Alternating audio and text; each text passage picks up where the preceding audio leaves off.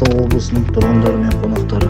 Маңғыстау облысы көлемінде шілде айының 9 мен 12 күндері аралығында қауіпсіз жол профилактикалық іс-шарасы өткізілуде. Профилактикалық іс-шараның 2 күнінде 1285 әкімшілік хаттама жасақталып, 59 көлік құралы айып тұраққа салынды.